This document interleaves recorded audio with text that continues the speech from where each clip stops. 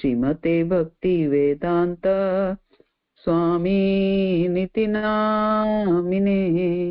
नमस्ते सरस्वते देवे गौरवाणी प्रचारिणे निर्विशेष शून्यवादी पाश्चात्य देशतारिणे।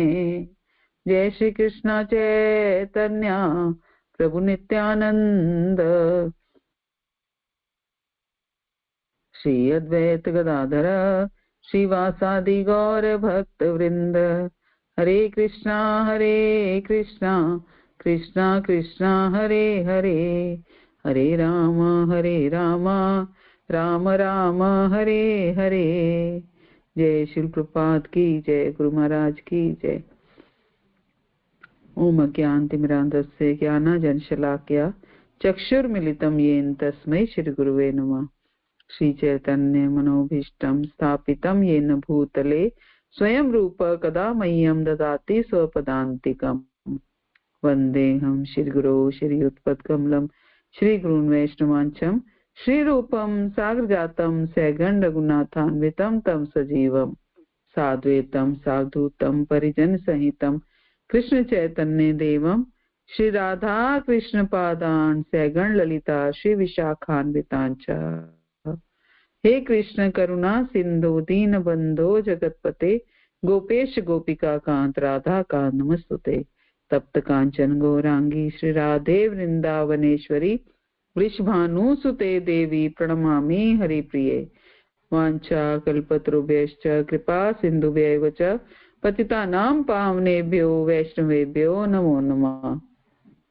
जय श्री कृष्ण चैतन्य प्रभु नित्यानंद श्री अद्वैत गदाधर श्रीवासादि गौर भक्त वृंद। हरे कृष्णा कृष्णा कृष्णा हरे हरे, हरे राम राम राम हरे हरे।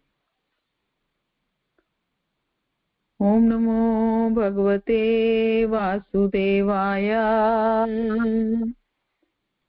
ओम नमो भगवते वासुदेवाय, ओम नमो भगवते वासुदेवाय। नारायणं नमस्कृत्य नरं चैव नरोत्तमं देवीं सरस्वतीं व्यासा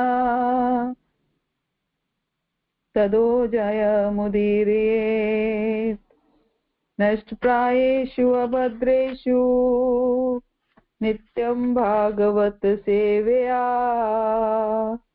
भगवती उत्तम श्लोके भक्तिर्भवति नैष्ठिकी।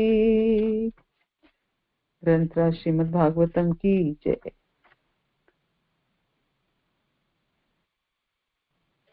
ग्रंथ श्रीमद् भागवतम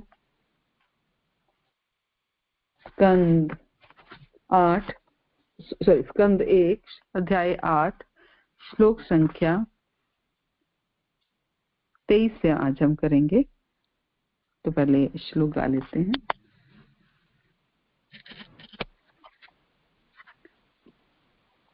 यथा ऋषिकेश खलेन देवकी कंसेन रुद्धाति चिरं शुचार्पिता विमोचिताहं च सहात्मजा विभो त्वय्येव नाथेन मुहुर्विद्गणात्।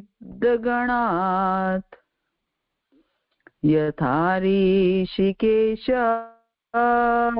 खलेन देवकी कंसेन रुद्धाति चिरं शुभार्पिता विपोचिताहं च सहात्मजा विभो त्वय्येव नाथेन मुविपद्गणात्।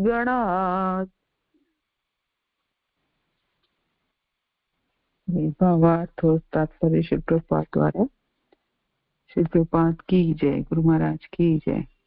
हे ऋषिकेश, हे इंद्रियों के स्वामी तथा देवों के देव, आपने दीर्घ काल तक बंदी गृह में बंदनी बनाई गई और दुष्ट राजा कंस द्वारा सताई जा रही अपनी माता देवकी को तथा अनवरत विपत्तियों से घिरे हुए मेरे पुत्रों समेत मुझको मुक्त किया है। क्या कह रही हैं कुंती महारानी? हे ऋषिकेश, हे इंद्रियों के स्वामी तथा देवों के देव, आपने दीर्घ काल तक बंदी गृह में बंदनी बनाई गई और दुष्ट राजा कंस द्वारा सताई जा रही अपनी माता देवकी को और अनवरत विपत्तियों से घिरे हुए मेरे पुत्रों समेत मुझको मुक्त किया है। तो यहाँ पर हम पिछले कई श्लोकों से 18वें श्लोक से कुंती स्तुति कर रही हैं, जो कि कुंती स्तुति के नाम से प्रसिद्ध है। भागवत में देखिए आप, भागवत है ही स्तुति, पूरी भागवत ही स्तुति है। बड़े बड़े भक्तों की स्तुतियां, कैसे भक्त लोग भगवान की आगे स्तुति करते हैं, वंदना करते हैं। वंदनम नवदा भक्ति का एक अंग है। श्रवणम कीर्तनम स्मरणम, श्रवण कीर्तन स्मरण, पाद सेवनम अर्चनम, वंदनम साख्यम दास्यम आत्मनिवेदनम। तो वंदनम जो है वो नवदा भक्ति में से भक्ति का एक अंग है। तो वंदनम क्या है? भगवान की वंदना करना, भगवान को नमस्कार करना, भगवान की स्तुति करना। जब भी हम भगवान को नमस्कार करते हैं या भगवान को प्रणाम करते हैं तो क्या करते हैं, क्या करेंगे बताइए? कुछ तो करेंगे। ऐसे एकदम सिर्फ ऐसे नमस्कार नहीं करेंगे, या तो उनसे हम कुछ मांगेंगे या उनका ग्लोरिफिकेशन करेंगे या उनके साथ कोई बातचीत करेंगे, है ना, कुछ ना कुछ बात करेंगे या प्रणाम, ऐसे ही प्रणाम करेंगे। कुछ ना कुछ हमारे मन में उस समय भाव अवश्य चल रहा होगा जिस समय हम भगवान को प्रणाम करते हैं। तो भक्ति का अंग जो है वो वंदनम है। वंदनम मीन्स आप भगवान को जब प्रणाम करें, भगवान के आगे नमस्कार करें, तो उस समय भगवान की वंदना करें। वंदना करें मीन्स भगवान के आगे प्रार्थना करें, प्रार्थना करते हुए भगवान को ग्लोरीफाई करें, है ना। या फिर प्रार्थनाएं और भी तरह की होती हैं, हम अब इतने डिटेल में नहीं जाएंगे, लेकिन मुख्य जो प्रार्थना है, हम भगवान को ग्लोरीफाई करें, भगवान के आगे अपने मन की बात कहें। तो वही कुंती कर रही है।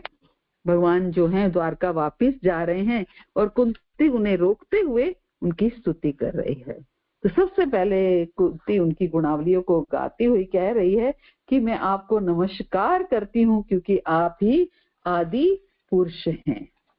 आगे कुंती महारानी कहती है, माया जवनिका छन्नम, कि आप अभिनेता के वस्त्र पहने हुए कलाकार पहचान में जैसे नहीं आता, आपने ऐसे ही वस्त्र पहने हुए हैं। नटो नाट्य धरो, एक नाटककार की तरह माया के पर्दे से आप ढके हुए हो, ठगनी शक्ति माया के पर्दे से आप ढके हुए हो।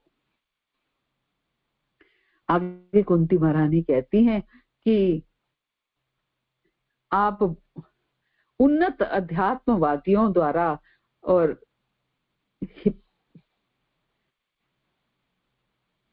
जो बड़े बड़े भक्त हैं, बड़े बड़े अध्यात्मवादी हैं, वो ही आपको सही तरीके से नहीं जान पाते हैं, तो हम स्त्रियां आपको कैसे जान सकती हैं, है ना। यहाँ पर हमने कल पढ़ा कि कैसे स्त्रियों के बारे में, स्त्रियों को भगवान ने यहाँ पर कैसे स्त्रियों की क्वालिटीज के बारे में बताया कि स्त्रियां कितनी सिंपल होती हैं, कितनी सॉफ्ट हार्टेड होती हैं, या स्त्रियां ज्यादा सरेंडर्ड होती हैं, या स्त्रियों को ज्यादा भगवान पर पूर्ण विश्वास होता है, पूर्ण शरणागत होती हैं। फिर आगे कुंती महारानी कह रही हैं कि मैं आपको सादर नमस्कार करती हूँ। कृष्णाय वासुदेवाय देवकी नंदनाय च नंद गोप कुमाराय गोविंदाय नमो नमः।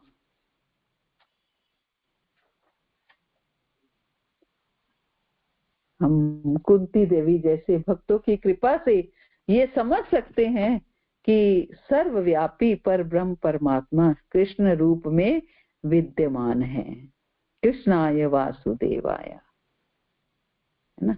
और जो ये समझ जाता है, भगवान भगवत गीता में क्या कहते हैं, बहु नाम जन नामंते ज्ञानवान वान प्रबद्धते वासुदेवा सर्मिति स महात्मा सुदुर्लभा, कि कोटि कोटि जन्मों के बाद कोई ऐसा एक महात्मा आता है जो ये समझ पाता है कि कृष्ण ही सब कुछ है।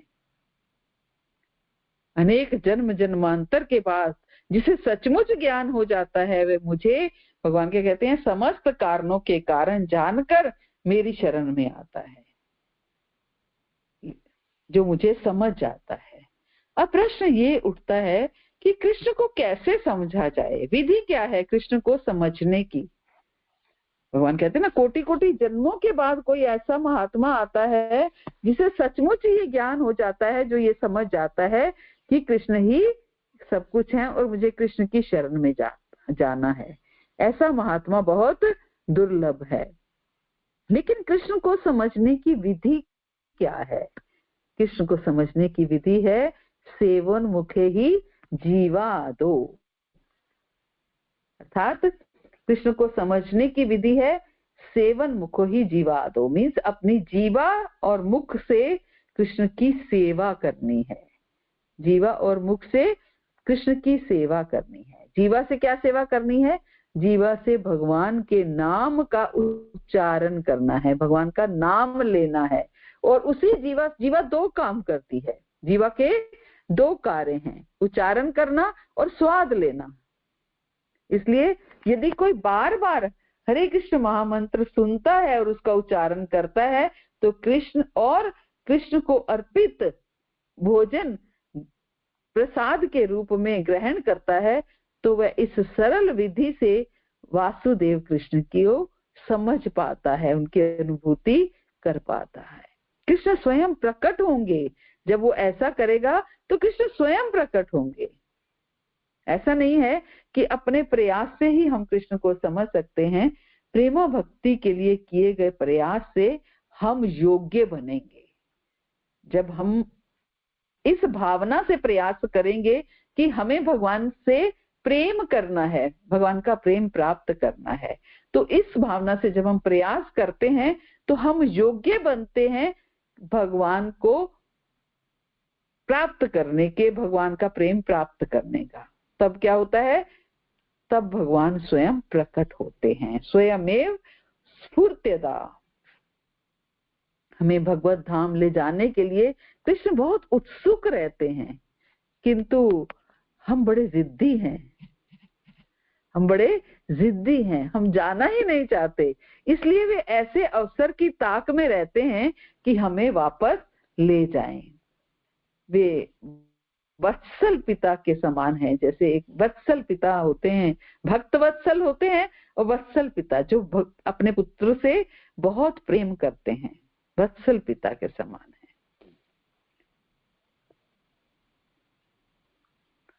जब कोई पुत्र अपने पिता को त्याग करके सड़कों की खाक छानता फिरता है या छोड़ के चला जाता है, और जब उसे ना तो भोजन मिलता है ना कोई रहने का ठिकाना मिलता है, तो पिता अपने पुत्र को इस तरह कष्ट झेलते देखकर अपने घर वापस लाने के लिए उत्सुक रहता है। इसी तरह कृष्ण परम पिता हैं, और इस भौतिक जगत के भीतर सारे जीव धनी व्यक्ति की उस भटकी हुई संतानों की तरह है, जिन्होंने सड़कों पर इधर उधर घूमते रहने के लिए अपना घर छोड़ रखा है।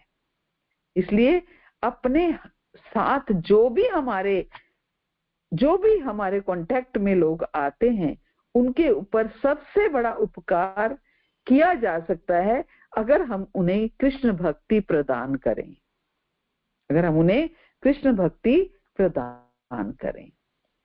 जीव को कोई भी भौतिक लाभ तुष्ट नहीं कर पाएगा, संतुष्ट नहीं कर पाएगा, किंतु यदि आप उन्हें कृष्ण भक्ति प्रदान करेंगे तो सचमुच संतुष्ट हो जाएगा, सचमुच संतुष्ट हो जाएगा। सड़कों की खाक छानते एक, समझ लीजिए, कोई भटका हुआ जीव भटका हुआ बालक को याद दिलाया जा सकता है कि तू इतना कष्ट क्यों उठा रहा है, तू तो ऐसे धनी व्यक्ति का पुत्र है जिसके पास प्रचुर धन है, तू इस तरह सड़क पर क्यों मारा मारा फिर रहा है। और यदि उसके समझ होती है कि हाँ मैं धनी व्यक्ति का पुत्र हूं, मैं सड़क पे क्यों मारा मारा फिर रहा हूं, तब वह अपने घर लौट सकता है। इसलिए सबसे उत्तम सेवा होगी कि जो लोग कृष्ण को भूल चुके हैं उन्हें ये बताया जाए कि तुम कृष्ण के अंश हो, तुम इस भौतिक जगत में क्यों सड़ रहे हो, यही सबसे बड़ी सेवा है। जैसे एक बच्चा, मान लीजिए हम रास्ते में जा रहे हैं, एक बच्चा हमें मिलता है मैली कुचैली हालत में, हम उन्हें जानते हैं कि वो किसका बच्चा है, लेकिन वो घर से बिछुड़ चुका है, तो हमारा क्या सबसे उसको मिलने के बाद हमारे पास कई ऑप्शंस हैं। पहली ऑप्शन ये है कि हम उसको, भूखा है वो बच्चा, मैली कुचैली हालत में है, तो पहली ऑप्शन ये है कि हम उसको कुछ खिला पिला दें, तो और खिला पिला करके उसको छोड़ दें कि उसको भूख शांत हो जाए। दूसरी ऑप्शन ये है कि हम उसको अपने घर ले जाएं, है ना। और तीसरी ऑप्शन ये है कि हम उसको लेकर उसके माता पिता के पास छोड़ दें। तो सबसे बेस्ट ऑप्शन कौन सी है? सबसे बेस्ट ऑप्शन यही है कि हम उसको लेकर के उसके माता पिता के पास छोड़ दें। इससे क्या होगा, वो भी ठीक हो रहेगा और उसके माता पिता भी संतुष्ट रहेंगे। ऐसे ही हम कोई भी भटका हुआ जीव है, हम उसको एक समय, 2 समय, 4 समय, 1 हफ्ता, 1 महीना, 1 साल तक भोजन करा सकते हैं, लेकिन आखिर तो हम उसको छोड़ेंगे ही, है ना। एक ऑप्शन ये है। दूसरी ऑप्शन है कि हम उसके साथ प्रेम का व्यवहार करते रहें बस। और तीसरी ऑप्शन ये है कि हम उन्हें कृष्ण भक्ति के बारे में बताएं, और ताकि वो पूर्ण रूप से समर्पित होकर के कृष्ण भक्ति करें, है ना, और साथ में इसका प्रचार भी करें। तो बेस्ट ऑप्शन कौन सी है? उसको ऐसे कि हम उसको भक्ति के बारे में बताएं ताकि उसको ये संसार के कष्ट, जो ये भूख प्यास का इवन जो कष्ट है, ये भी उसको ना सताए।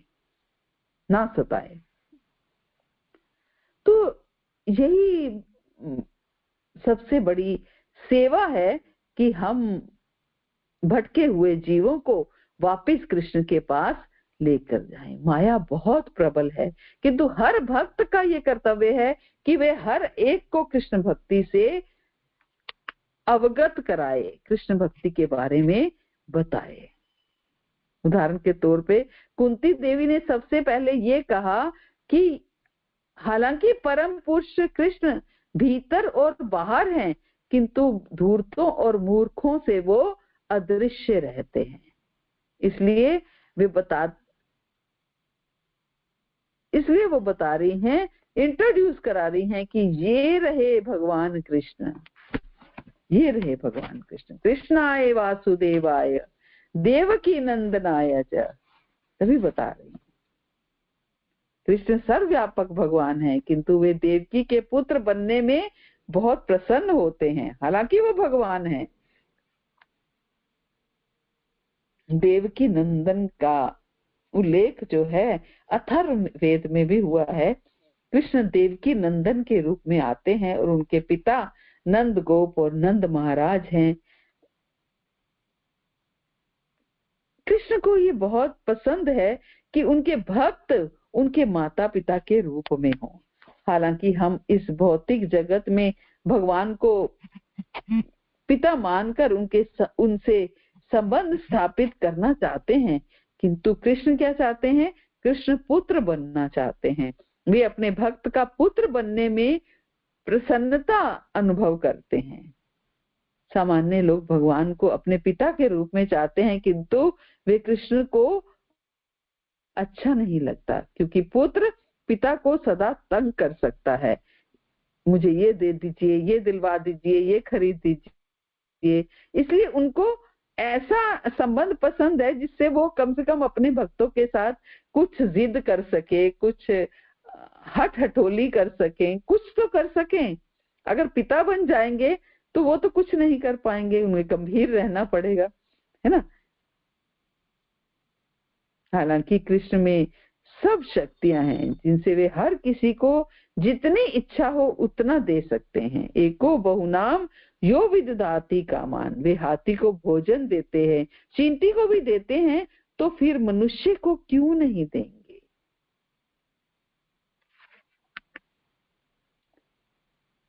किंतु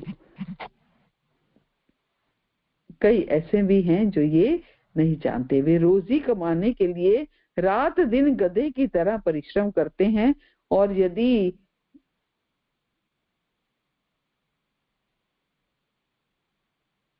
वे प्रार्थना भी करते हैं तो केवल अपने भोजन के लिए करते हैं। प्रभु मुझे दोनों टाइम का भोजन, तीनों टाइम का भोजन मिलता रहे, है ना। हालांकि जीव सबसे धनी और ऐश्वर्यवान पुरुष का पुत्र है। हम सब क्या है, कृष्ण के संतानें हैं, किंतु ये रोटी की समस्या से त्रस्त रहता है।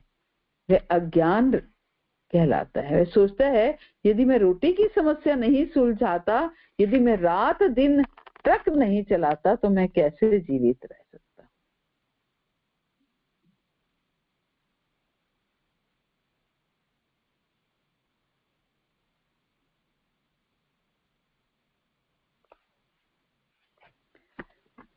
आगे भगवान ने, हमने कल किया, नमो पंकज नाभाय, नमो पंकज मालिने, नमो पंकज नेत्राय, नमस्ते पंकजाग्रे, कि भगवान का उदर कमल पुष्प की तरह है।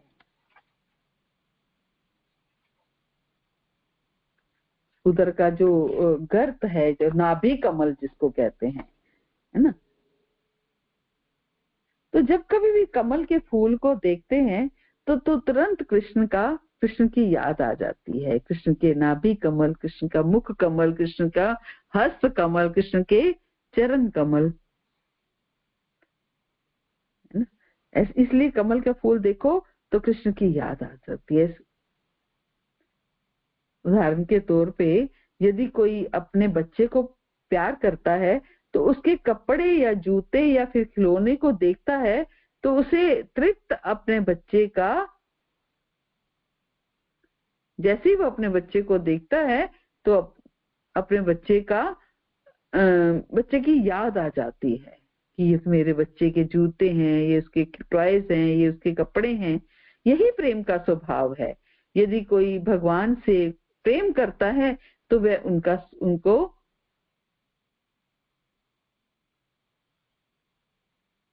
यदि कोई भगवान से प्रेम करता है तो वह उनका सदा स्मरण कर सकता है।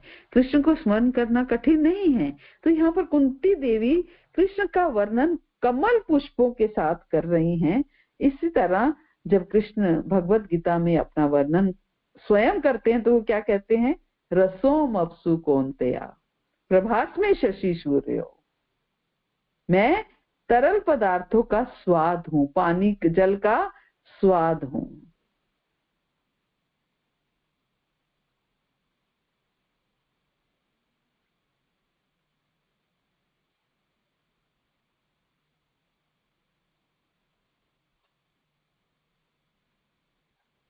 इसलिए यदि हम कृष्ण को पकड़ना चाहते हैं तो हमें वो हर स्थिति में उपलब्ध हैं। हर स्थिति में भगवान कहते हैं तशाम सतत युक्ता नाम भयताम प्रीति उपयोगम, जो लगातार और प्रीति पूर्वक मेरा भजन करता है उसको मैं ऐसा बुद्धि योग देता हूँ कि वो मुझ तक कैसे पहुंचे वो उसे बताता हूँ। कृष्ण ब्रह्मांड के भीतर, हमारे हृदयों के भीतर, यहाँ तक कि हर परमाणु के भीतर स्थित हैं। इसलिए उन्हें ढूंढ पाना कठिन नहीं है, किंतु ऐसा करने की विधि पता होनी चाहिए। भगवान को ढूंढना कठिन नहीं है। लेकिन हमें पता होना चाहिए कि उन्हें कहाँ से ढूंढना है। ये बड़ी सरल विधि है, महाप्रभु की कृपा से हम इस विधि को अच्छे से जानते हैं और इस विधि को डिस्ट्रीब्यूट करते हैं। क्या है ये विधि? हरे कृष्ण कृष्ण कृष्ण हरे हरे, हरे राम राम राम हरे हरे। यूं ही कोई हरे कृष्ण का कीर्तन करता है, तुरंत हम कृष्ण को समझ जाते हैं।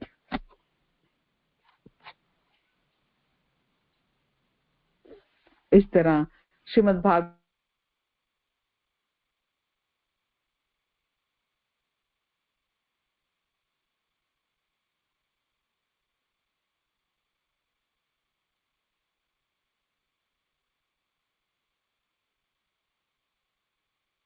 कह रही हैं कि हे प्रभु, कि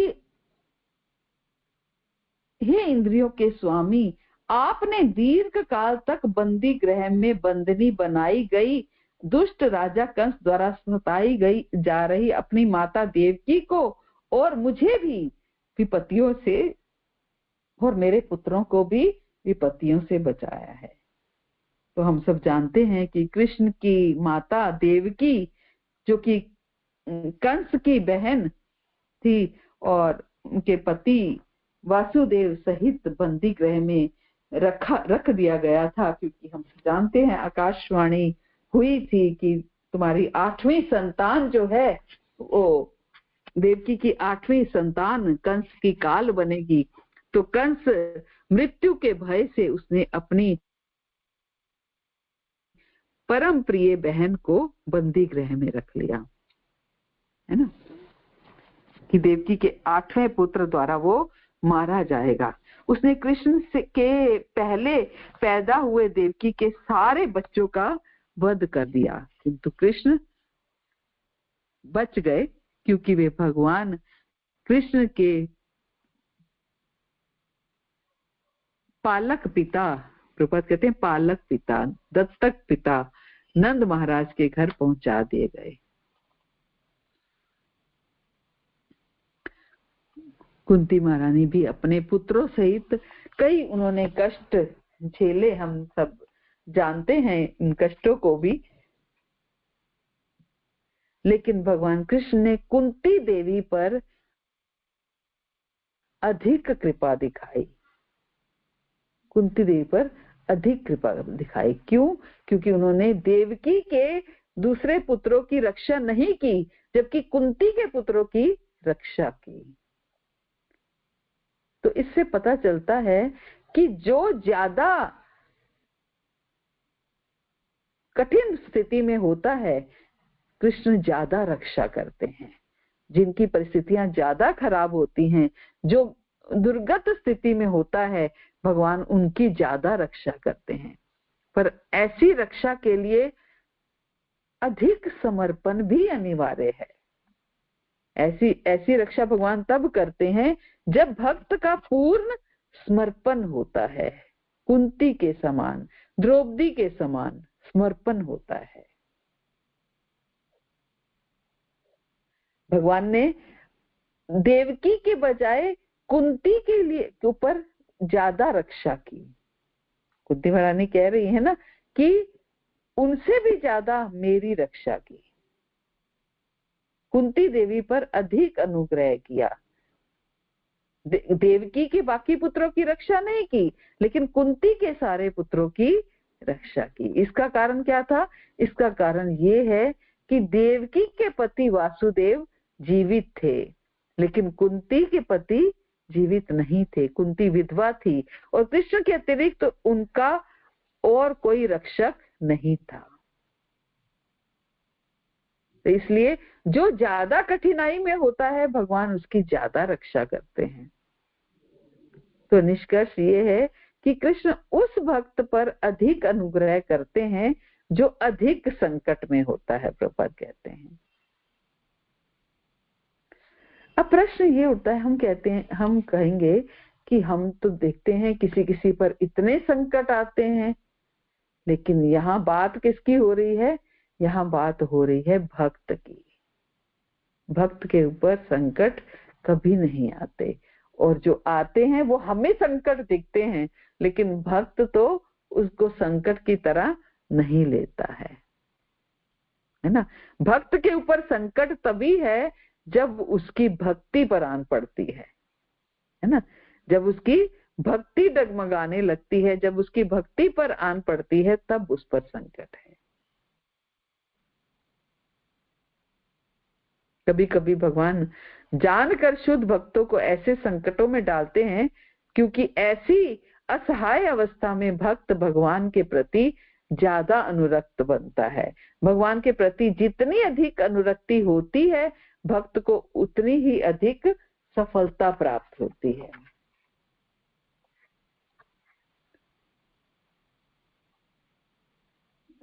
जितनी अधिक भगवान के प्रति अनुरक्ति होती है, भक्त को उतनी ही अधिक सफलता प्राप्त होती है।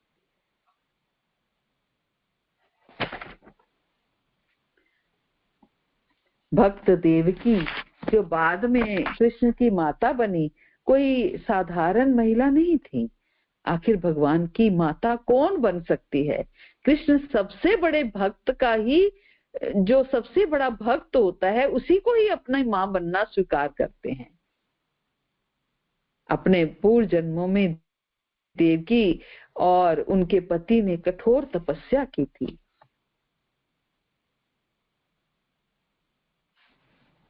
सुतपा और प्रश्नी, है ना, कठोर तपस्या की। इसलिए जब कृष्ण वर देने के लिए सामने प्रकट हुए, तो उन्होंने क्या वर मांगा कि मुझे आपके जैसे पुत्र चाहिए। किंतु भगवान के तुल्य दूसरा व्यक्ति कहाँ हो सकता है? ये संभव नहीं है। ईश्वर असमोधर्वा, ईश्वर असमोधर्वा है, अर्थात ना तो कोई उनके तुल्य है और ना ही उनसे कोई बढ़कर के है। किसी तरह की कोई भी प्रतियोगिता संभव नहीं है। कोई ये नहीं कह सकता मैं ईश्वर हूं, तुम ईश्वर हो, वह ईश्वर है, हम सभी ईश्वर हैं। जो ऐसा कहता है, प्रभुपाद कहते हैं कि जो जीओडी गॉड के लिए ऐसा कहता है, तो वो डीओजी डॉग है कि मैं ईश्वर हूं, वो ईश्वर है, ऐसा नहीं है। क्योंकि भगवान महान है और उनका कोई प्रतियोगी नहीं है, कोई भी उनके तुल्य नहीं है, सभी उनसे निम्न है। एकले ईश्वर कृष्णा और सब भृत्य, कृष्ण ही एकमात्र स्वामी हैं और सभी उनके सेवक हैं, जिसमें ब्रह्मा, विष्णु, शिव जैसे महान देवता तक आते हैं। शास्त्रों में कहा गया है कि शिव और ब्रह्मा जैसे सर्वोच्च देवता भी कृष्ण का आदर करते हैं।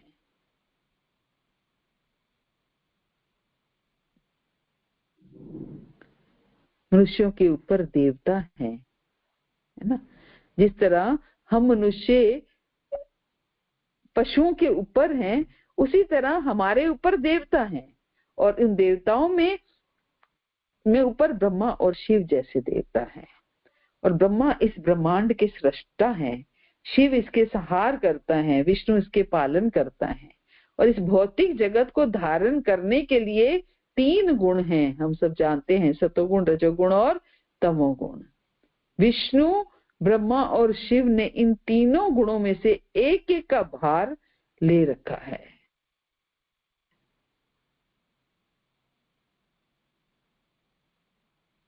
विष्णु ने सतोगुण का, ब्रह्मा ने रजोगुण का और शिव ने तमोगुण का। फिर भी ये तीनों नियंत्रक इन गुणों के अधीन नहीं है।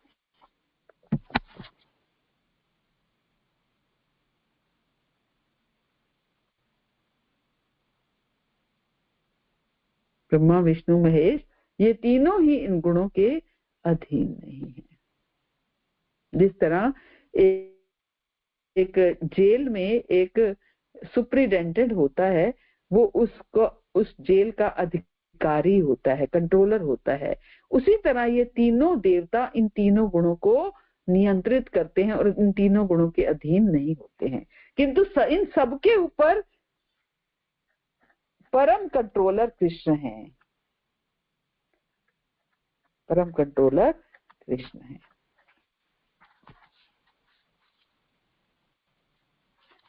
तो भगवान जो हैं अपने भक्तों की पूर्ण रक्षा करते हैं, पूर्ण रक्षा। आगे 24वें श्लोक में कुंती महारानी कह रही हैं, हे कृष्ण, आपने हमें विषाक्त भोजन में, भीषण अग्निकांड से, मानव भक्षियों से, दुष्ट सभा से, वनवास काल के कष्टों से तथा महारथियों द्वारा लड़े गए युद्ध से बचाया है। और अब आपने हमें अश्वत्थामा के अस्त्र से बचा लिया है। अभी तक तो आपने हमें कितने संकटों से बचाया है, लेकिन आज आपने अश्वत्थामा के द्वारा छोड़े गए ब्रह्मास्त्र से भी हमें बचा लिया है।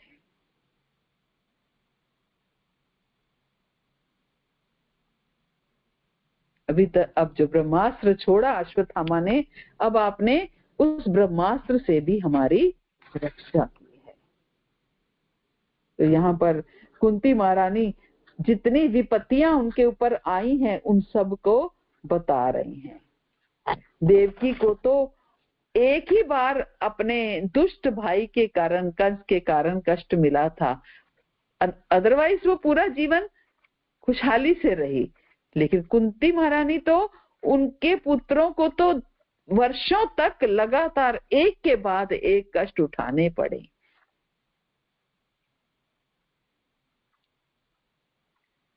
उन्हें राज्य के लिए दुर्योधन और बाकी सारे कौरव जो हैं वो उन्हें आए दिन किसी ना किसी मुसीबत में डाल देते। हर बार कृष्ण ने कुंती के पुत्रों की रक्षा की। एक बार भीम को भोजन में विष मिला दिया गया, हम सब जानते हैं ये बात। फिर लाक्षागृह, धृतराष्ट्र ने लाक्षागृह बनवाया, एक घर बनवाया जो पूरा लाख का बना हुआ था। यानी कि जरा सी भी लाख क्या होती है, जो बहुत जल्दी आग को पकड़ लेती है। जरा सी भी उसमें तीली लगी और वो घर फूक गया।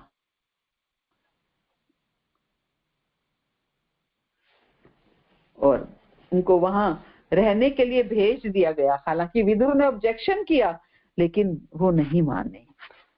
और सबसे बड़ी बात, पांडव जानते थे ये बात कि लाक्षागृह में भेजा जा रहा है और लाक्षागृह में हमें जलाकर मार दिया जाएगा, लेकिन फिर भी आज्ञा पालन करने हेतु पांडव चल पड़े।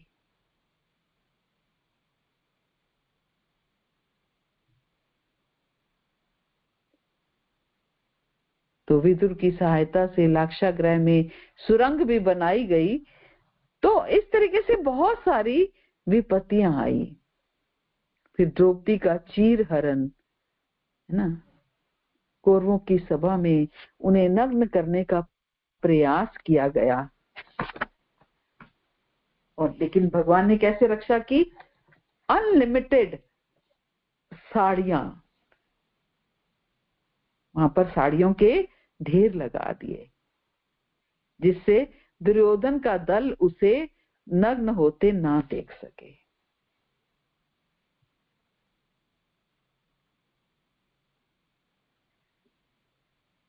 तो इसी तरह जब पांचों पांडव वनवास कर रहे थे तो भीम को मनुष्य भक्षक राक्षस हिडिंबा से लड़ना पड़ा, हिडिंब से लड़ना पड़ा। हिडिंबा से तो उनका विवाह हुआ था। हिडिंब मतलब जो हिडिंबा के पिता थे, हिडिंब से लड़ना पड़ा। किंतु तब भगवान ने भीम की रक्षा की, हर कदम पे भगवान ने उनकी रक्षा की। तो ये खेल यही नहीं समाप्त हुआ।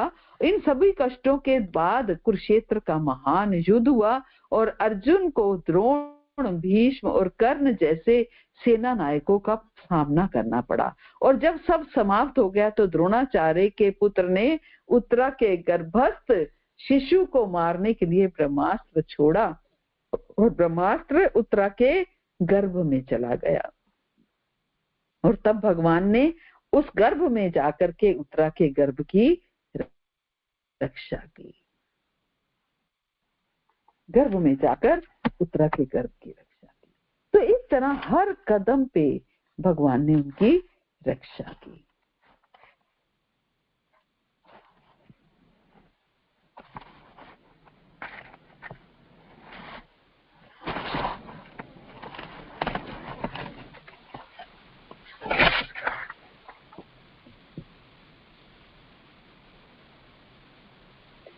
ये संसार जो है, भगवान भगवत गीता में कहते हैं ना, ये संसार क्या है?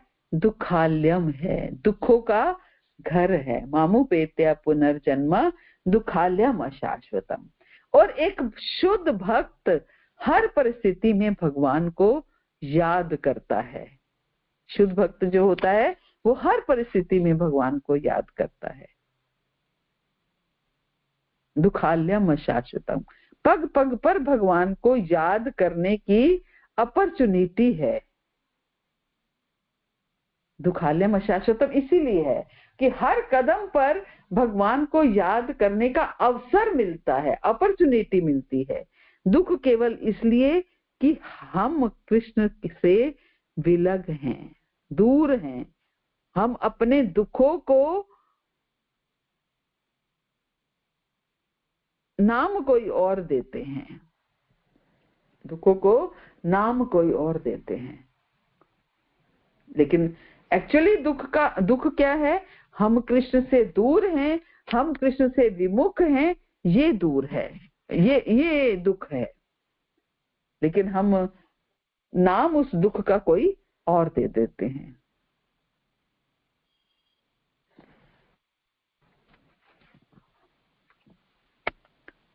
इसलिए कुंती महारानी क्या कह रही हैं? विपदा संतुता शश्व तत्र तत्र तत्र जगत गुरु भवतो दर्शनम यत् स्यादा पुनर्भव दर्शनम। कुंती महारानी ने मांगा, क्या मांगा? कहते हैं भगवान से कुछ मांगना नहीं चाहिए।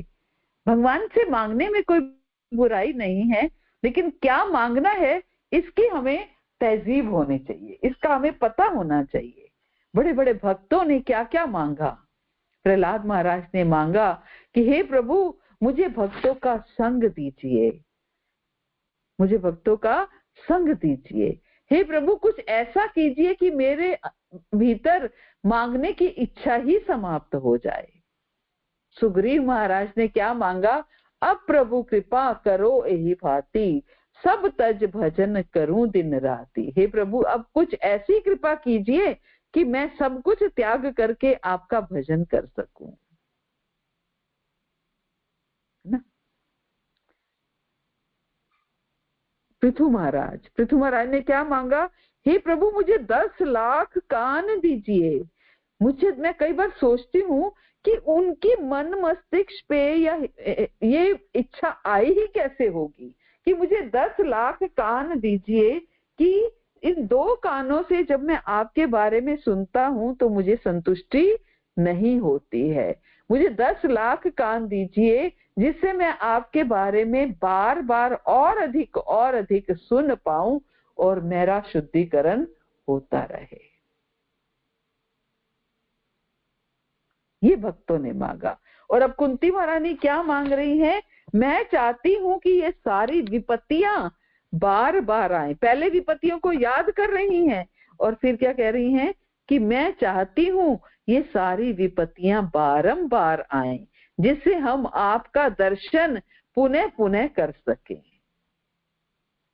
क्योंकि आपके दर्शन का अर्थ ये है कि हमें बारंबार होने वाले जन्म तथा मृत्यु को नहीं देखना पड़ेगा।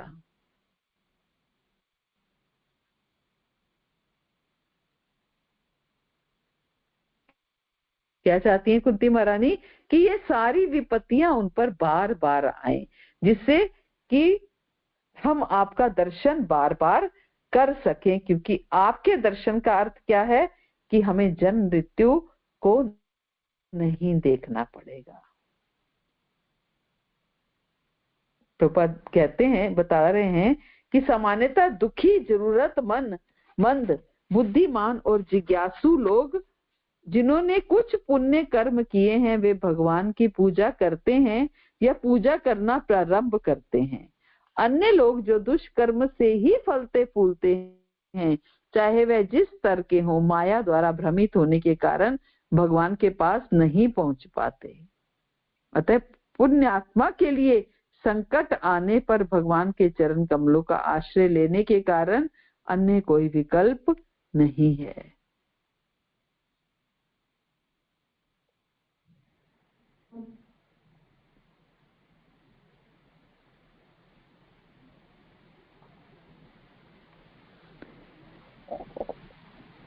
इसलिए पुण्यात्मा के लिए संकट आने पर भगवान के चरण कमलों का आश्रय लेने के अलावा और कोई विकल्प नहीं होता।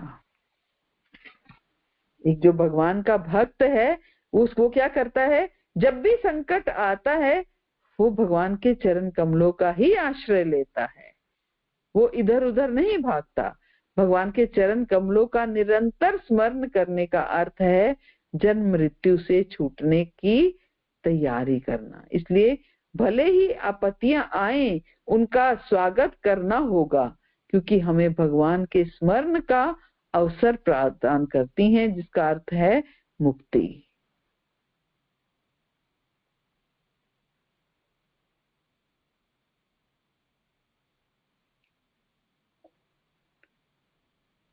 इसलिए कुंती महारानी क्या कह रही हैं कि भले ही आपत्तियां आए, उनका स्वागत करना होगा, क्योंकि हमें भगवान के स्मरण का अवसर प्रदान करती हैं, जिसका अर्थ है मुक्ति।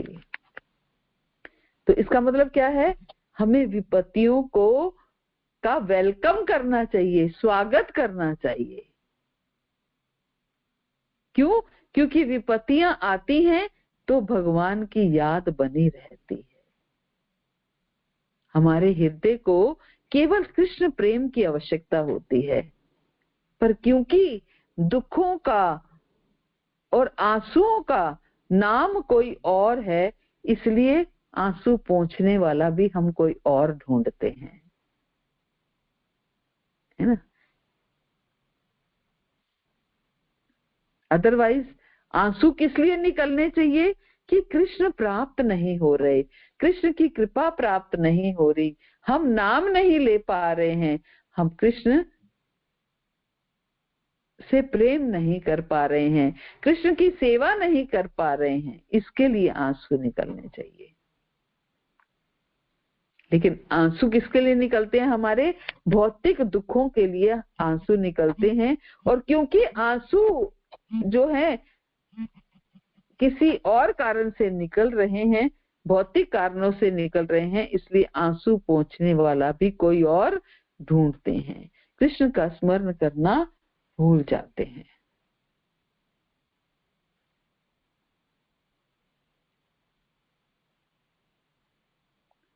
इसलिए आंसू पोंछने वाला भी कोई और ढूंढते हैं।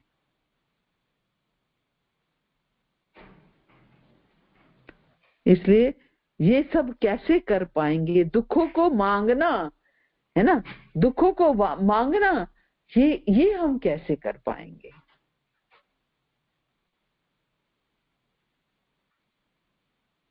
प्रभुपाद कहते हैं कि सभी प्रकार की विपत्तियों का सामना करते हुए मनुष्य को आत्म साक्षात्कार में प्रगति करते रहना चाहिए, क्योंकि मानव जीवन का यही उद्देश्य है। अगर विपत्तियां आती भी हैं तो उन विपत्तियों को झेलते हुए मनुष्य को भक्ति का अभ्यास करते रहना चाहिए, क्योंकि मनुष्य के जीवन का यही उद्देश्य है। प्रभुपाद बता रहे हैं कि स्वप्न में कोई मनुष्य अपने बाघ द्वारा निगला जाता देखता है और वह इस आपत्ति के कारण चिल्ला सकता है, किंतु वास्तव में तो ना तो बाघ रहता है ना विपत्ति, ये तो कोरा सपना है। इसी प्रकार जीवन की सारी आपत्तियां स्वप्न तुल्य कही जाती हैं। अगर कोई सपने में देख रहा है कि उसको शेर खा रहा है, तो वास्तव में तो ना तो शेर है ना वो स्वयं है।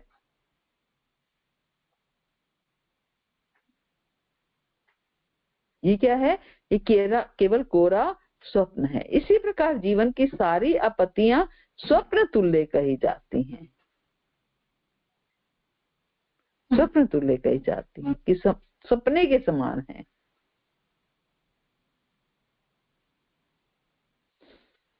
स्वप्न तुल्य कही जाती है।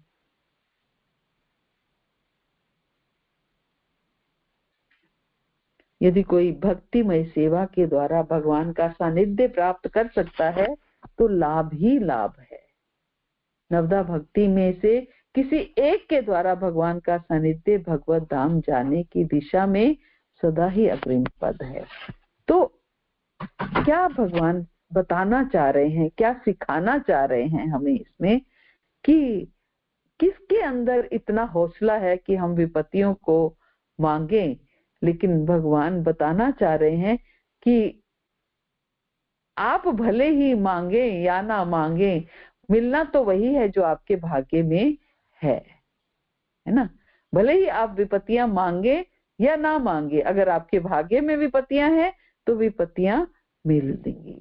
हमें हर उस चीज को मांगना है जिससे हमारी भक्ति बढ़ती है, और हर उस चीज का त्याग करना है जिससे हमारी भक्ति कम होती है। कुंती महारानी विपत्तियां क्यों मांग रही हैं? उन्हें विपत्तियों से प्रेम नहीं है, उन्हें प्रेम है कि ताकि वो कृष्ण का स्मरण कर पाए, कृष्ण का स्मरण कर पाए, इसलिए विपत्तियों को मांग रही हैं। तो हर उस चीज को मांगना चाहिए जिस चीज से हम कृष्ण का स्मरण कर पाए।